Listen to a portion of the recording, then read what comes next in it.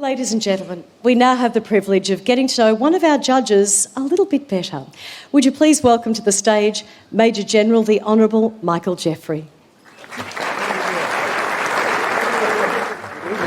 Good evening. Now, you are no stranger to the Ethnic Business Awards, are you? Well, Tracy, that's absolutely true. I think I started the relationship in 2006 and 2007 when Joseph very kindly invited me to attend the first of these ceremonies that I'd attended with Marlena. And then in 2016, he asked me to go and join this wonderful judging panel. And I have to say, the judging panel have been absolutely magnificent in the dedication that they have shown, and we've been unanimous in our decision. In the 10 years you've been involved, what have been some of your highlights? Well, I think the key thing in terms of there's a relationship that the Governor-General has in terms of trying to bring together the things that unite us in this country. And I think the Ethnic Business Awards do precisely that. The big thing I think that strikes all of us as judges, as you mentioned earlier, is the stories.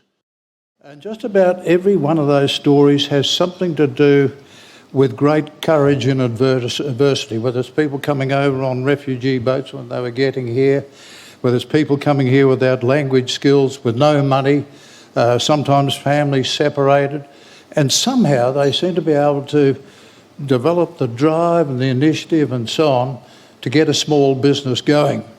And I think those stories are genuinely inspirational. And I think the third aspect really relates to the Indigenous Business Awards. As most of us know, all of us know, Indigenous people have, in many, many cases, have had very hard times in this country for various reasons. And I think the establishment of the Indigenous Business Awards in 2010 was a masterstroke of Joseph's, because now we're getting Indigenous people who can demonstrate to their other communities that they can do it. Many years. What are some of your highlights?